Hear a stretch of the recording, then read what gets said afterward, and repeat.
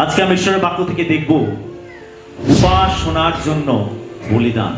আজকে আমরা শাস্ত্র থেকে যে অংশ পাঠ করেছি, মথে লিখিত সুসমাচার তার 2 অধ্যায় 1 থেকে 12 পদ পর্যন্ত, আর সেইখানে আমরা লক্ষ্য করেছি যে প্রভু যিশুর জন্মের বারতা বা প্রভু যিশুর এই জন্মের ঘটনা শুধু মাঠের রাখালরা জানতে পেরেছিল তা নয়, কিন্তু কয়েকজন পণ্ডিত, আমরা অনেকেই আছি আমরা ভেবে নেই যে মাত্র 3 জন পণ্ডিত, না, যেহেতু 3টি উপহারের কথা লেখা রয়েছে, স্বর্ণ, কুন্দরু এবং গন্ধরস, আর সেই জন্য আমরা অনেকে ভাবি যে মাত্র 3 জন পণ্ডিত এসেছিল যিশুকে প্রণাম করতে, কিন্তু বাইবেল আমাদেরকে বলে যে কয়েকজন পণ্ডিত।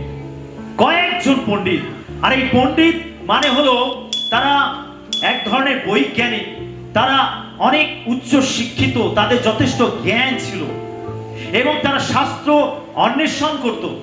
আর তারা পূর্ব আকাশে একটি বিশেষ তারা দেখতে পেয়েছিল, আর এই তারা দেখে তারা এটা বুঝতে পেরেছিল যে এই তারা কোনো সাধারণ তারা নয়, এই তারা একটি বিশেষ বিষয় জানান দিচ্ছে, একটি বিশেষ বিষয় প্রকাশ করছে। এই আকাশের তারা আমাদেরকে এটা বোঝাচ্ছে যে একজন মহান রাজার জন্ম হয়েছে। হালেলুয়া। এই পণ্ডিতগণ তারা যখন এই আকাশের তারা দেখতে পেল, তখনই তারা পরিকল্পনা করলো এবং তারা তাদের ঘর বাড়ি, তাদের প্রিয়জন, তাদের সমস্ত কাজকর্ম ছেড়ে তারা প্রস্তুতি নিয়ে ওই রাজাকে খুঁজতে বেরিয়ে গেল। কোথায় এই রাজা জন্মেছে? তারা যখন চলতে শুরু করলো, তারা লক্ষ্য করলো যে ওই তারাটি তাদেরকে পথ দেখিয়ে নিয়ে যাচ্ছে। আর তারা আরো অবাক হলো যে সত্যি একজন মহান রাজা জন্মেছে, আর আকাশের এই তারাটি তাদেরকে পথ নির্দেশ করছে। আকাশের তারা এই পণ্ডিতগণকে পথ দেখিয়ে আগিয়ে নিয়ে যেতে লাগলো। অবশেষে এই তারা দেখতে দেখতে তারা বেথলেহেমে এসে পৌঁছালো, আর সেখানে এসে তারা শিশু যিশুকে দেখতে পেল।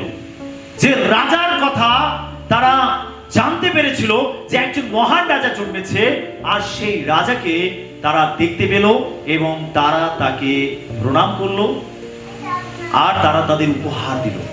তাদের ধনকোষ খুলে তারা স্বর্ণ, কুন্দরু এবং গন্ধরস এই উপহার তারা এই রাজাকে অর্পণ করলো। হালেলুয়া। এটা হলো পুরো ঘটনা। আজকে আমরা এই ঘটনার মধ্যে থেকে যে বিষয়টি দেখব, আর সেটি হচ্ছে উপাসনার জন্য বলিদান।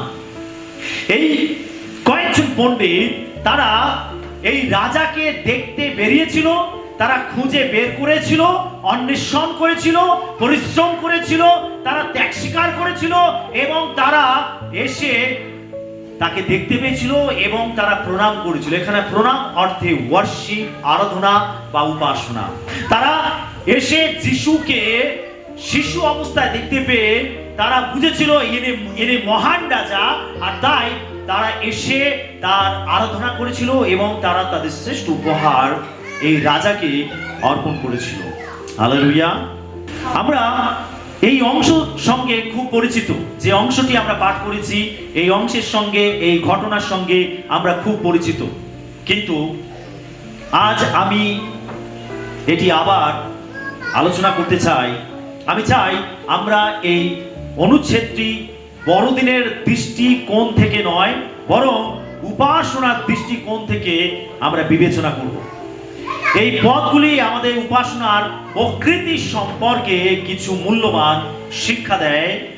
যখন আমরা জ্ঞানী ব্যক্তিদের প্রভুর উপাসনা করতে দেখছি, তখন তারা উপাসনার কিছু বৈশিষ্ট্য প্রকাশ করেন যা আমাদের নিজস্ব উপাসনায় ব্যবহার করা উচিত। এই পদগুলিতে আমি 6টি বৈশিষ্ট্য চিহ্নিত করব উপাসনার জন্য।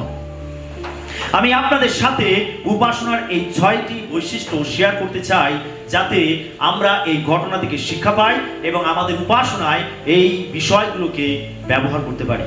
1 নম্বর বিষয়, তাদের উপাসনা ছিল ইচ্ছাকৃত।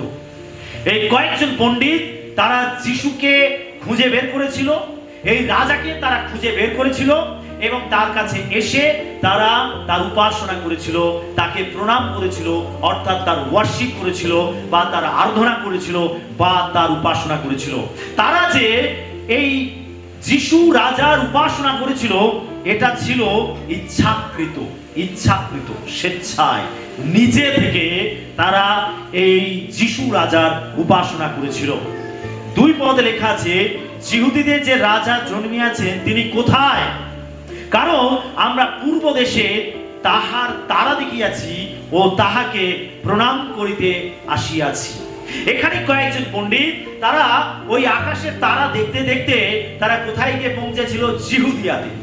আর এই জিহুদার রাজা ছিলেন হেরোদ। আর এই হেরোদকে গিয়ে তারা জিজ্ঞাসা করছে যে জিহুদিয়াতে যে রাজা জন্মেছেন তিনি কোথায়? আমরা তাকে প্রণাম করতে এসেছি। তার মানে তারা কি বলছে? আমরা তার আরাধনা করতে এসেছি, আমরা তার উপাসনা করতে এসেছি, আমরা তার ওয়ার্শিপ করতে এসেছি, আমরা এসেছি তার উপাসনা করতে। এই উপাসনা ছিল ইচ্ছাকৃত। তারা স্বইচ্ছায় এই রাজার উপাসনা করতে চেয়েছিল, স্বইচ্ছায়। এই লোকেরা জেরুজালেমে এসেছিল একমাত্র উপাসনার উদ্দেশ্যে। তাদের পূর্ব দেশ থেকে এত দীর্ঘ পথ অতিক্রম করে আসার উদ্দেশ্য ছিল যেন তারা এই রাজার উপাসনা করতে পারে। তাদের এটি একমাত্র উদ্দেশ্য ছিল। উপাসনার কারণেই তারা তাদের জন্মভূমি ছেড়েছিল। তারা দীর্ঘ পথ অতিক্রম করে তারা এসেছিল তাদের জন্মস্থানকে ছেড়ে। তারা এসে খুঁজে বের করেছিল যিশু রাজাকে। তাদের উদ্দেশ্য ছিল তার উপাসনা করা। উপাসনার কারণেই তারা তাদের ধন সম্পদ নিয়ে এসেছিল। তারা শুধু যে মুখে তার আরাধনা করেছিল তা নয়, কিন্তু তারা তাদের ধন সম্পদও নিয়ে এসেছিল এই রাজার উপাসনা করার জন্য। উপাসনার কারণেই তারা ভ্রমণ করেছিল। এই অনুচ্ছেদে আমরা তাদের যা কিছু করতে দেখি তার মূলে ছিল উপাসনা বা আরাধনা। হালেলুয়া। তাদের হৃদয় প্রভু যিশুর উপাসনা করার জন্য দৃঢ় প্রতিজ্ঞ ছিল। সেই জন্য তারা দীর্ঘ পথ পাড়ি দিয়েছে। তারা তাদের জন্মস্থানকে ত্যাগ করেছে। তারা উপহার নিয়ে এসেছে। তারা এতটা ত্যাগ স্বীকার করেছে। আর এটা ছিল তাদের একটা হৃদয়ের প্রতিজ্ঞা যে যে কোনো প্রকারে আমরা সেই রাজাকে খুঁজে বের করব এবং আমরা তার উপাসনা করব। হালেলুয়া। তার প্রতি আমাদের উপাসনাও ঠিক এই পণ্ডিতগণের মতো ইচ্ছাকৃত হওয়া উচিত। আমেন। যেভাবে এই পণ্ডিতগণকে আমরা দেখতে পাই যে তারা ইচ্ছাকৃত ভাবে তারা তার উপাসনা করতে চেয়েছিল। তারা স্বইচ্ছায় তার উপাসনা করতে চেয়েছিল। জেনে রাখুন, উপাসনা বা আরাধনা কাউকে জোর করে করানো যায় না, কাউকে বাধ্য করা যায় না। উপাসনা হতে হবে ইচ্ছাকৃত। নিজের ইচ্ছায় তার উপাসনা করতে হবে। যদি কেউ আপনাকে ফোর্স করে তুমি যিশুর উপাসনা করো, তুমি ঈশ্বরের আরাধনা করো, আর না করলে তোমার শাস্তি হবে, আপনি জেনে রাখুন হয়তো কেউ ভয়েতে করবে, কিন্তু যদি হৃদয় না থাকে আরাধনার মধ্যে তাহলে সেই আরাধনা কিন্তু কোনো মূল্যও থাকে না। আমেন। আরাধনা বা উপাসনা হতে হবে ইচ্ছাকৃত ভাবে। যদি আপনার হৃদয়ে ইচ্ছা থাকে প্রভুর উপাসনা করার জন্য, তার আরাধনা করার জন্য, তাহলে আপনি সবকিছু ত্যাগ করতেও প্রস্তুত থাকবেন। যেভাবে এই পণ্ডিতগণ তারা তাদের জীবনে তারা দৃঢ় প্রতিজ্ঞবদ্ধ হয়েছিল যে আমরা যে কোনো প্রকারে হোক এই রাজার উপাসনা করব। এটা ছিল তাদের ইচ্ছাকৃত একটি ইচ্ছা, হৃদয়ের একটি ইচ্ছা, এবং তারা ইচ্ছাকৃত ভাবে তারা তার আরাধনা করেছিল। আমাদের উপাসনাও ইচ্ছাকৃত হওয়া উচিত এবং ইচ্ছাকৃত ভাবে ঈশ্বরের ঘরে আসা উচিত, তার উপাসনা করা উচিত। আমাদের হৃদয়ের উপাসনা নিয়ে প্রার্থনার মাধ্যমে তার কাছে যাওয়া উচিত। উপাসনার মনোভাব নিয়ে তার বাক্য খুলে তাকে খুঁজে বের করা উচিত। হালেলুয়া।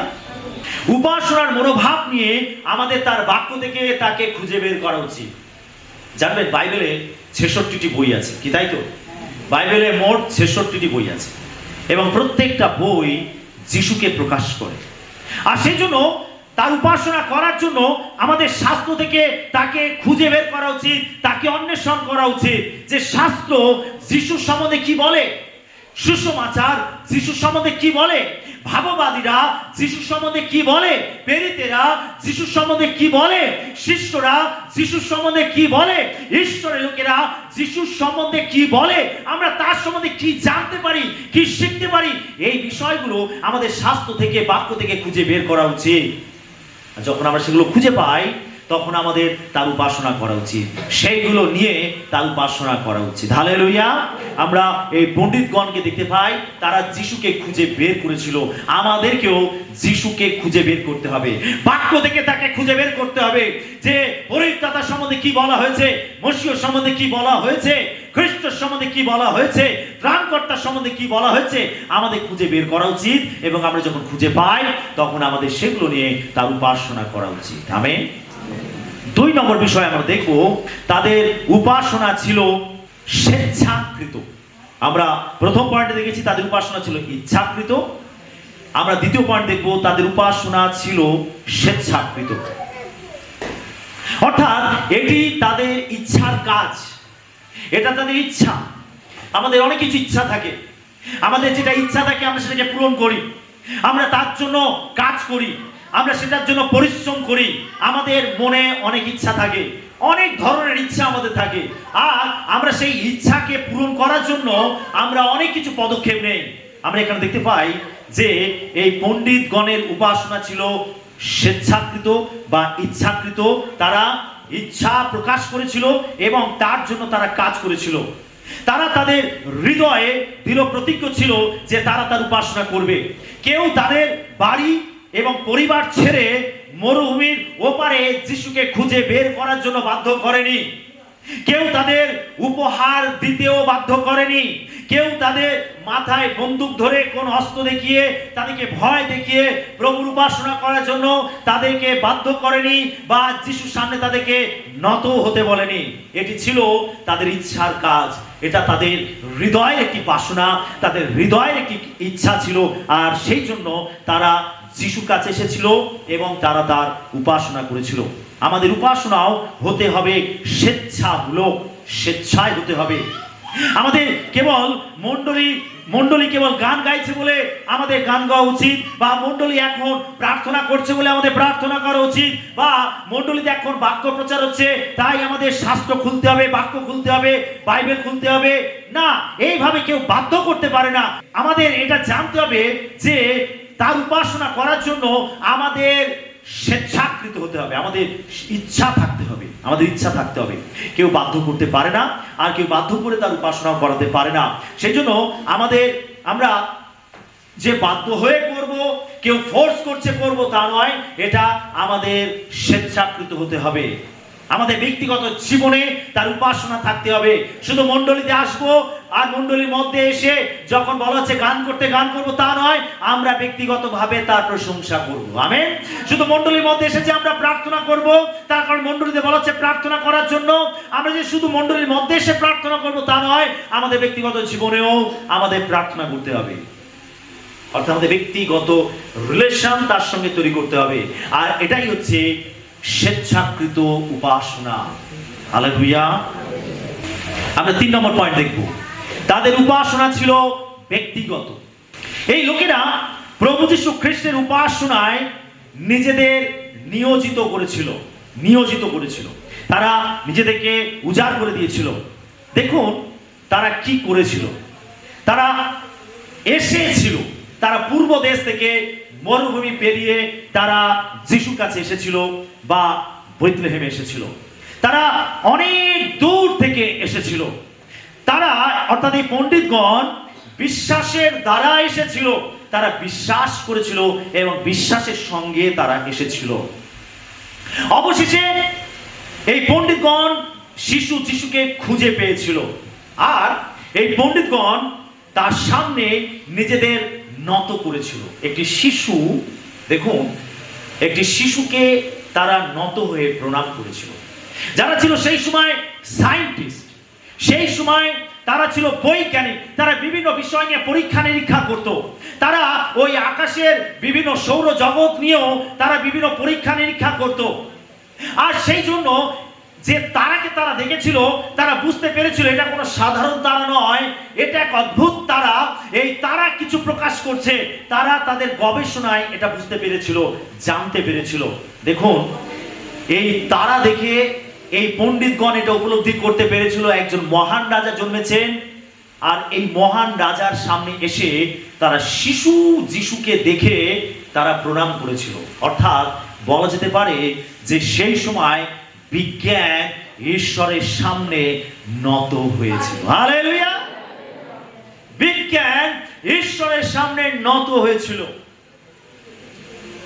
আজও আমরা দেখতে পাই অনেক সময় যখন খুব ক্রিটিক্যাল কেস থাকে, কেউ অসুস্থ ব্যক্তি খুব ক্রিটিক্যাল কন্ডিশনে চলে যায়, ডাক্তার তার সাধ্যমতো চেষ্টা করে, অবশেষে যখন ডাক্তারের বিদ্যা বুদ্ধি সবকিছু শেষ হয়ে যায়, তখন ডাক্তার অসুস্থ ব্যক্তির পরিবারকে কি বলে? ঈশ্বরকে ডাকো, ঈশ্বরকে ডাকো, ঈশ্বরই বাঁচাতে পারে, ঈশ্বরই এখানে কোনো মিরাকেল করতে পারেন। আর দেখা গেছে এরকম বহু সাক্ষ্য, যেখানে ডাক্তার বিজ্ঞান ফেল হয়েছে, সেখানে ঈশ্বর অলৌকিক কাজ করেছে। হালেলুয়া! আমরা দেখতে পাই এই ঘটনার মধ্যে যে সেই সময় বিজ্ঞানও ঈশ্বরের সম্মুখে নত হয়েছিল। ওই পণ্ডিতগণ একটি শিশুর কাছে মাথা নত করছে, একটি শিশুর কাছে। তার মানে আমরা এখানে দেখতে পাই যে তাদের এই উপাসনা ছিল ব্যক্তিগত। হালেলুয়া! তারা স্বেচ্ছায় শিশু যিশুকে উপহার দিয়েছিল। তারা স্বর্ণ, কন্দুর এবং গন্ধরস, এই তিনটি উপহার তারা স্বেচ্ছায় দিয়েছিল। তারা হৃদয় দিয়ে তার উপাসনা করেছিল। প্রিয় বিশ্বাসী, প্রিয় মণ্ডলী, আমাদের উপাসনাও ব্যক্তিগত হওয়া উচিত। অর্থাৎ আমাদের ব্যক্তিগত তার সঙ্গে রিলেশন তৈরি করা উচিত। ব্যক্তিগত কি আমাদের ব্যক্তিগত সম্পর্ক আছে যিশুর সঙ্গে? নাকি শুধু আমরা রবিবারের জন্য খ্রিস্টান হই, একদিনের জন্য খ্রিস্টান, একদিনের জন্য বিশ্বাসী? যখন রবিবার চার্চে যাব আর সেই দিনে গিয়ে শুধু হালেলুয়া আরাধনা প্রশংসা করব, আর যেই রবিবার শেষ, উপাসনা শেষ, তারপরে আমরা জগতের মানুষ, আবার 6 দিন আমরা জগতের মতো জীবনযাপন করব, হই হুল্লোড় করব, ইচ্ছাকৃত ভাবে চলবো, স্বেচ্ছাকৃত ভাবে চলবো, আমরা বিভিন্ন মন্দ কাজের সঙ্গে জড়িত হব, আমরা অবাধ্যতায় চলবো। আবার যে রবিবার আসবে, ও প্রভুর দিন, বিজয় দিন, চলো আজকের আমাকে চার্চে যেতে হবে, আজকে আমাকে মণ্ডলীতে যেতে হবে। আর মণ্ডলীতে এসে আর কত ভক্তি! বাইবেল আমাদেরকে তা বলে না। আমাদের উপাসনা হতে হবে ব্যক্তিগত। যেমন মান্ডলিক হতে হবে, তেমন আমাদের উপাসনা হতে হবে ব্যক্তিগত। হালেলুয়া! আমাদের ব্যক্তিগত, তার সঙ্গে সম্পর্ক তৈরি করতে হবে ব্যক্তিগত। প্রভু যীশু খ্রিস্টকে দেওয়া হয়েছে আমাদের প্রত্যেকের ব্যক্তিগত জীবনের জন্য। আমেন। যেন প্রত্যেকটা আত্মা রক্ষা পায়, প্রত্যেকটা মানুষ রক্ষা পায়। আপনার জন্য ঈশ্বর তার পুত্রকে দান করেছেন। বাইবেল বলে ঈশ্বর জগৎকে এমন প্রেম করলেন যে আপনার একজাত পুত্রকে দান করলেন, যেন যে কেউ তাতে বিশ্বাস করে সে বিনষ্ট না হয়, কিন্তু অনন্ত জীবন পায়। আমেন। যে কেউ, মানে ব্যক্তিগত, আপনাকে ব্যক্তিগতভাবে তার সঙ্গে রিলেশন তৈরি করতে হবে, ব্যক্তিগতভাবে তাকে গ্রহণ করতে হবে। ও আমার বাবা বিশ্বাস করে আর সেই জন্য আমি রক্ষা পাবো তা নয়, আমার মা বিশ্বাস করে আর সেই জন্য আমি রক্ষা পাবো তা নয়, আরে আমার ছেলে মেয়ে বিশ্বাস করে আর বাবা মা যদি ভাবে আরে সেই জন্য আমি রক্ষা পাবো তা নয়। পরিবারে 5 জন যদি থাকে, 5 জনকেই ব্যক্তিগতভাবে খ্রিস্টকে স্বীকার করতে হবে। হালেলুয়া! আমাদের ব্যক্তিগতভাবে তার সঙ্গে সম্পর্ক তৈরি করতে হবে। আমাদের উপাসনা হতে হবে ব্যক্তিগত। এই বড়দিনের দিনে, অর্থাৎ এই ক্রিসমাসের দিনে, যখন আমরা তার জন্মদিনকে উদযাপন করছি, এই খ্রিস্টকে দেওয়া হয়েছে আমার ব্যক্তিগত পরিত্রাণের জন্য, ব্যক্তিগত উদ্ধারের জন্য। সেজন্য আমাকে ব্যক্তিগতভাবে তার সঙ্গে রিলেশন তৈরি করতে হবে, সম্পর্ক তৈরি করতে হবে, তাকে বিশ্বাসে গ্রহণ করতে হবে, তবেই আমি পরিত্রাণ পাবো, আমি উদ্ধার পাবো। হালেলুয়া। তিনি আমাদের জন্য কি করেছেন এটা আমাদেরকে ভালো করে বুঝতে হবে। যদি আমরা এটা জানি যে তিনি আমাদের জন্য কি করেছেন, তাহলে আমরা তার সঙ্গে ব্যক্তিগত রিলেশন তৈরি করব। কি করেছেন তিনি আমাদের জন্য? তিনি রাজাদের রাজা প্রভুদের প্রভু হয়ে তিনি দিনহীন বেশে জন্মগ্রহণ করেছিলেন। তিনি একটি গোয়াল ঘরে তিনি জন্মগ্রহণ করেছিলেন। তিনি সাধারণ মানুষের মতো জীবনযাপন করেছিলেন। তিনি দরিদ্র হয়েছিলেন। অবশেষে আমাদের পাপের বোঝা নিজের কাঁধে তুলে নিয়ে তিনি কালভারি ক্রুশের উপরে প্রাণ দিয়েছেন, আমার আপনার পাপের প্রায়শ্চিত্ত করেছেন।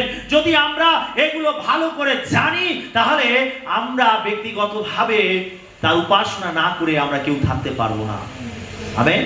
তাই আমাদের তাকে জানতে হবে যে তিনি আমাদের জন্য কি করেছেন। আমি তার অনুগ্রহ, তার করুণা এবং তার মহিমা সম্পর্কে জানি। আপনাকে জানতে হবে তার অনুগ্রহ সম্বন্ধে, তার করুণা সম্বন্ধে, তার আশীর্বাদ সম্বন্ধে আপনাকে ভালো করে জানতে হবে। আপনি যত এগুলো জানবেন আর আপনি তত ব্যক্তিগতভাবে তার উপাসনা করতে শুরু করবেন। হালেলুয়া।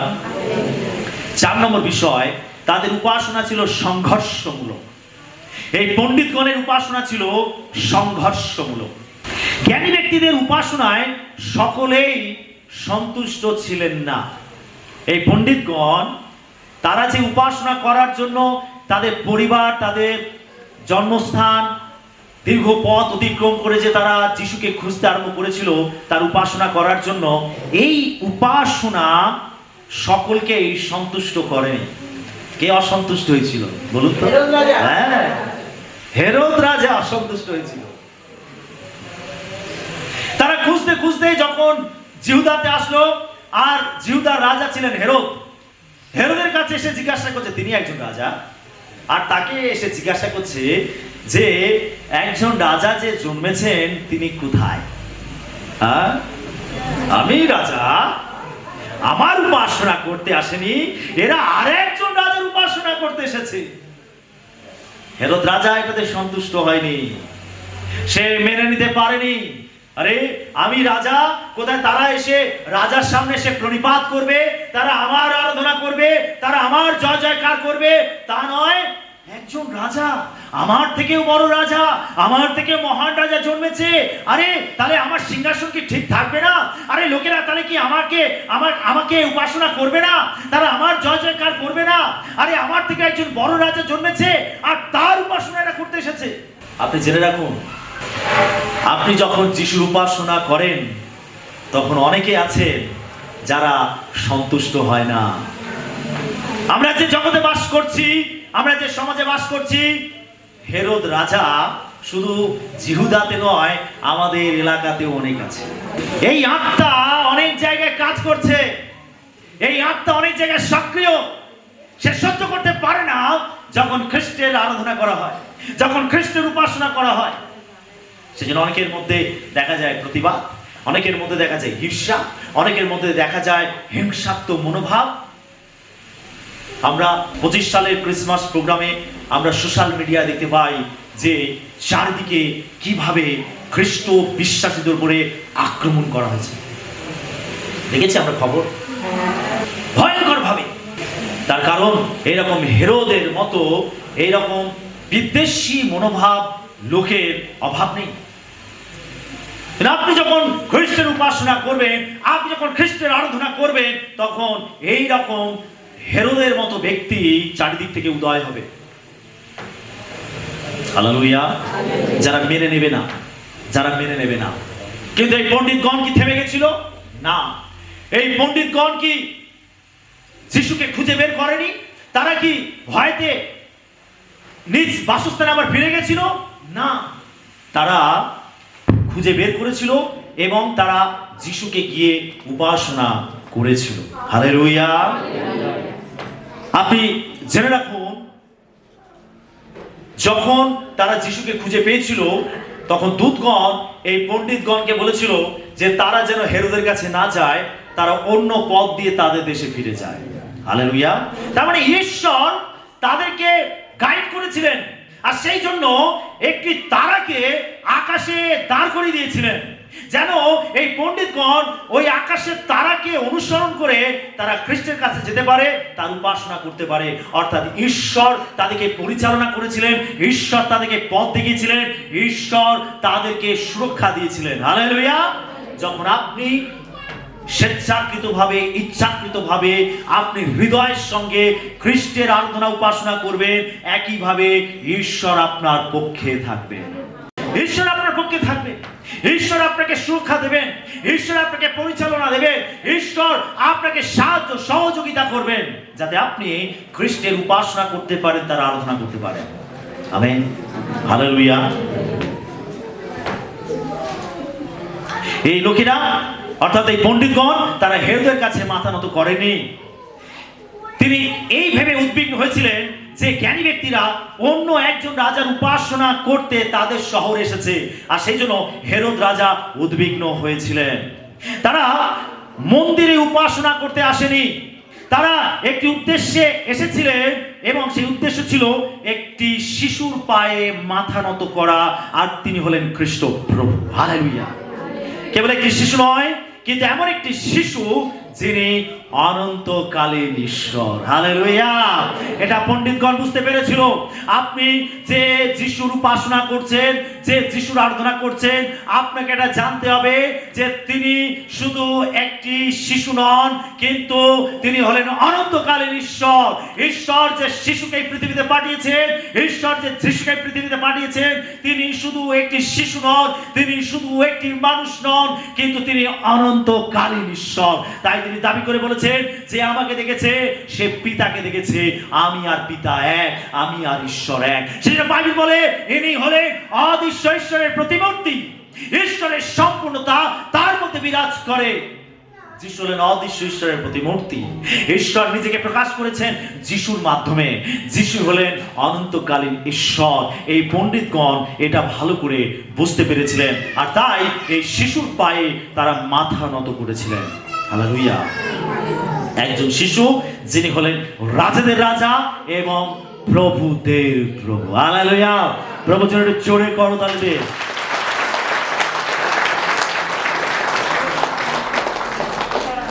5 নম্বর পয়েন্ট আমরা দেখব, তাদের উপাসনা ছিল আবেগপূর্ণ। যখন এই লোকেরা যিশুকে খুঁজে পেয়েছিলেন, তারা আবেগে আপ্লুত হয়ে পড়েছিলেন।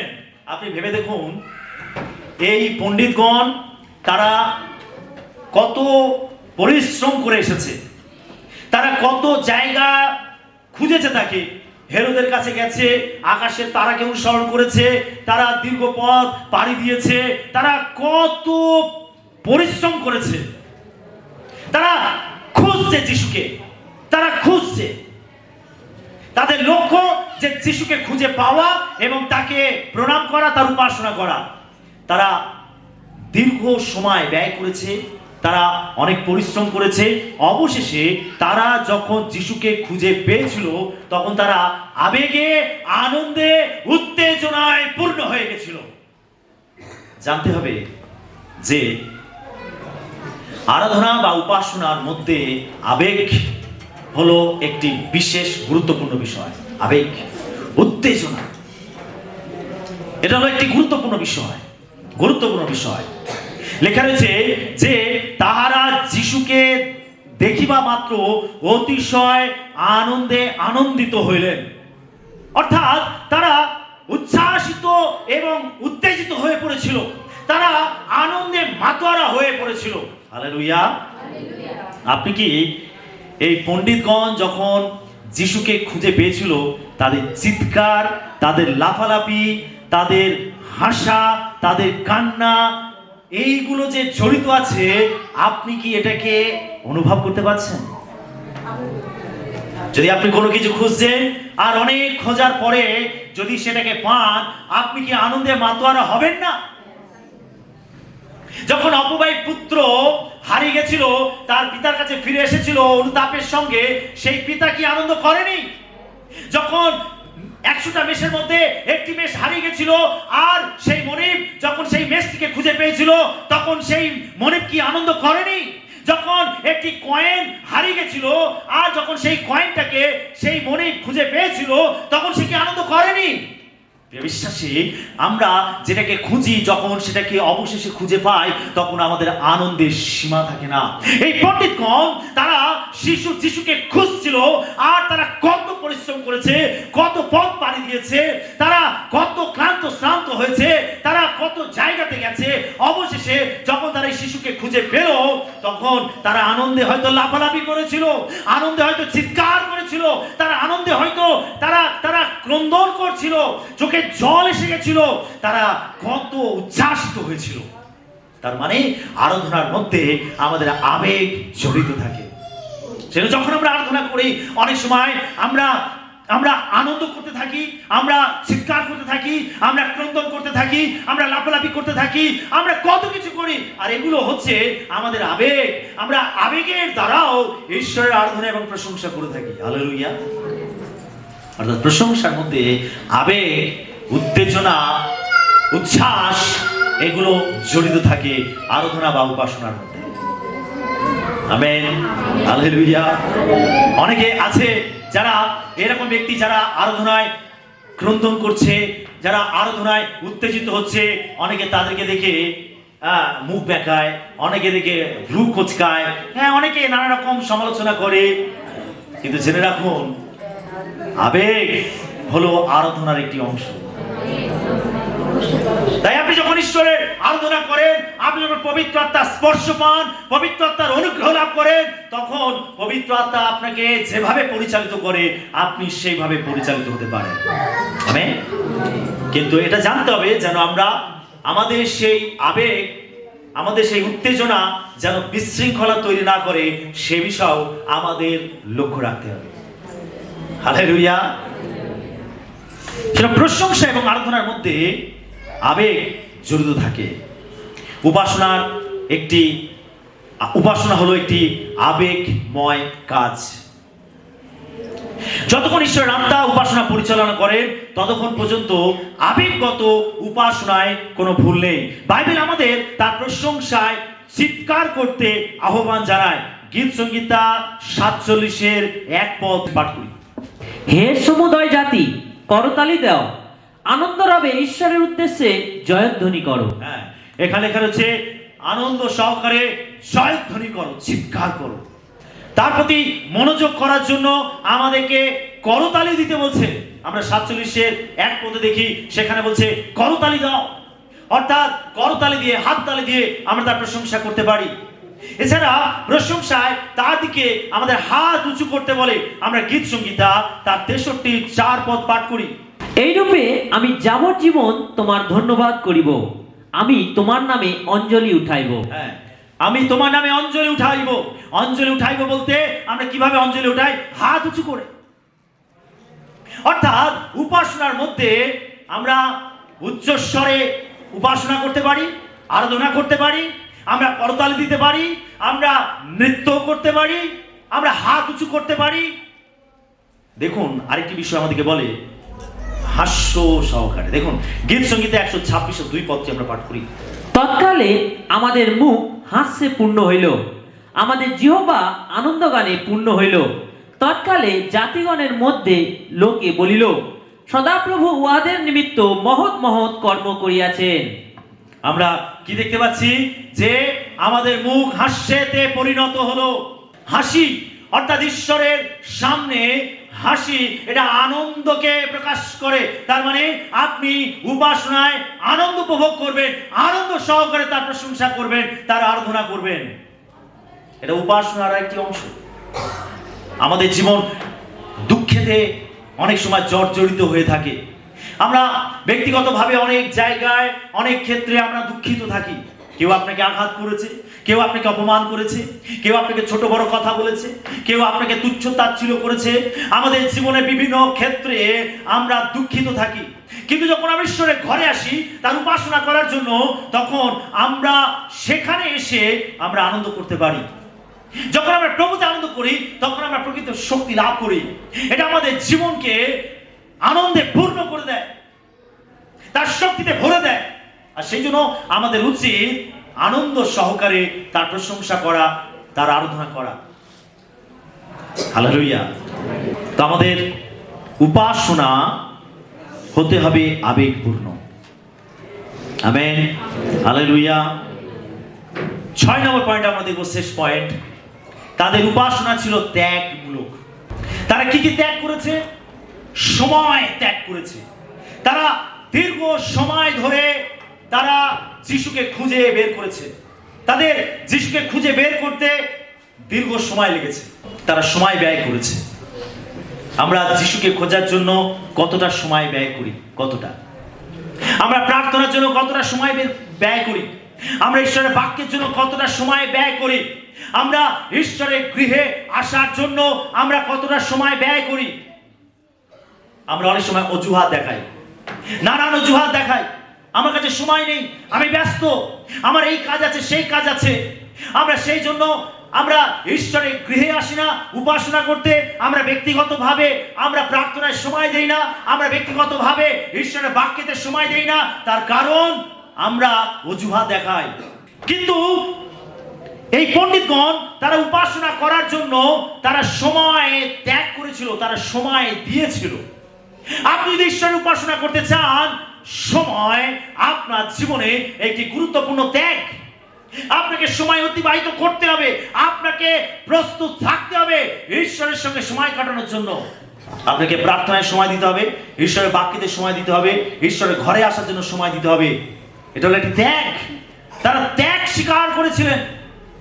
ঈশ্বরের উপাসনা আমাদের জীবনে ত্যাগের প্রয়োজন আছে।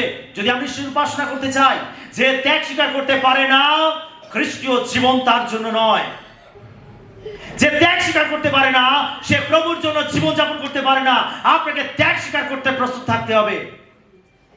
এই পণ্ডিতগণ ত্যাগ স্বীকার করেছিলেন। হালেলুয়া। প্রস্তুত আছি ত্যাগ স্বীকার করার জন্য?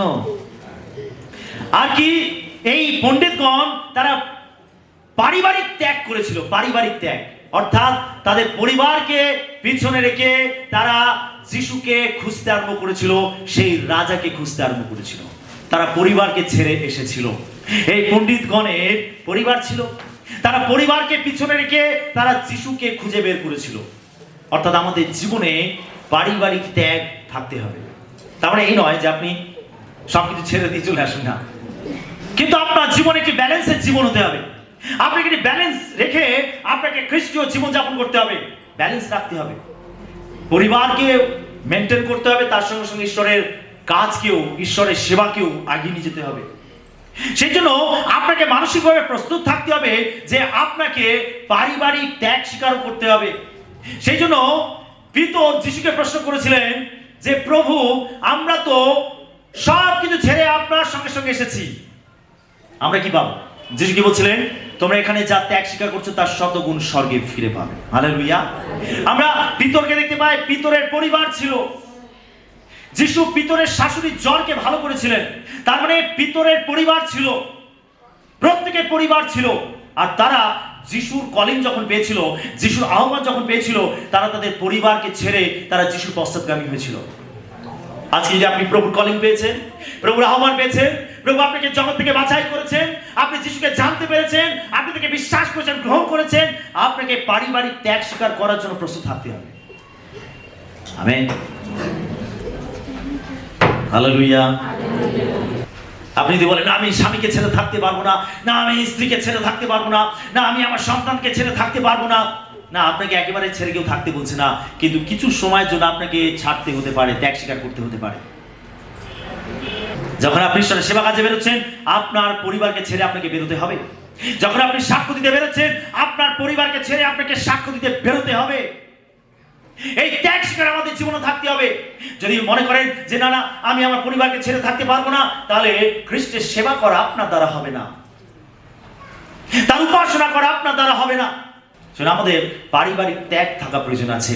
এটা উপাসনার, আরাধনার একটি অংশ। কি আমরা প্রস্তুত আছি? হালেলুয়া। এবং তৃতীয় বিষয়, অর্থের ত্যাগ। অর্থের ত্যাগ। এই পণ্ডিতগণ তারা সঙ্গে করে অর্থ নিয়ে এসেছিল। এই যে দীর্ঘ সময় তারা পথের মধ্যে ছিলেন, তারা পাড়ি দিয়েছেন, তাদের অনেক অর্থ ব্যয় হয়েছিল যিশুকে খুঁজে বের করার জন্য। এছাড়া তারা তাদের ধনকোষ খুলে তারা যিশুকে উপহার দিয়েছিল। অনেক মূল্যবান উপহার তারা দিয়েছিল। স্বর্ণ অর্থাৎ সোনা, কন্দুরু এবং গন্ধরস, এক ধরনের দ্রব্য যেটা সুগন্ধিময়, এবং এবং বলছে যে গন্ধরস অর্থাৎ এক ধরনের আতর। তারা এই মূল্যবান উপহার তারা দিয়েছিল, যেগুলো অনেক দামি ছিল। আপনি জেনে রাখুন, ঈশ্বরের সেবা করতে গেলে আপনাকে অর্থেরও ত্যাগ স্বীকার করতে হবে। সেই জন্য আমরা অনেক সময় মণ্ডলীতে যাই, আমরা উপাসনায় যাই, আমরা রাস্তায় অর্থ খরচা করে, যানবাহনে খরচা করে আমরা ঈশ্বরের গৃহীতে যাই। এই মানসিকতা আমাদের থাকতে হবে। আপনাকে কেউ দেবে, তারপরে আপনি করবেন, এই মানসিকতা নিয়ে যদি আপনি চলেন, আপনি কখনো প্রভুর উপাসনা করতে পারবেন না। প্রভু বলেন, তোমার যা আছে তুমি তাই দিয়ে করো। হালেলুয়া! তোমার হাতে যা আছে তাই দিয়ে করো। সেটা আমাদের মানসিকভাবে এটা জানা উচিত, প্রস্তুতি নেওয়া উচিত যে আমাদের ধন সম্পদ দিয়েও তার উপাসনা করতে হবে। এই পণ্ডিতগণ এই ত্যাগ স্বীকার তারা করেছিলেন।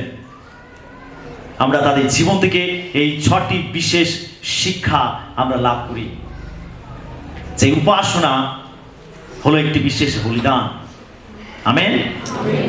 তারা কি কি বলিদান করেছিল আমরা দেখতে পেলাম। এটা ছিল তাদের ইচ্ছাকৃত, 1 নম্বর। 2 হচ্ছে তাদের উপাসনা ছিল স্বেচ্ছাকৃত, এবং 3 নম্বর আমরা দেখতে পাই তাদের উপাসনা ছিল ব্যক্তিগত। 4 নম্বর আমরা দেখতে পাই তাদের উপাসনা ছিল সংঘর্ষমূলক। তারা থেমে যায়নি, বাধা বিঘ্ন সামনে আসলেও তারা থেমে যায়নি, তারা সংঘর্ষ করেছিল। 5 নম্বর তাদের উপাসনা ছিল আবেগপূর্ণ, এবং 6 নম্বর তাদের উপাসনা ছিল ত্যাগমূলক। এই 6টি বিষয় উপাসনার জন্য গুরুত্বপূর্ণ। আজকের এই ক্রিসমাসের দিনে, এই বড়দিনের যখন উপাসনা আমরা করছি, যখন খ্রিস্টের কাছে আমরা এসেছি, আমাদের প্রত্যেকে জানতে হবে যে আমাদের প্রত্যেকে উপাসনার জন্য বলিদান দিতে হবে।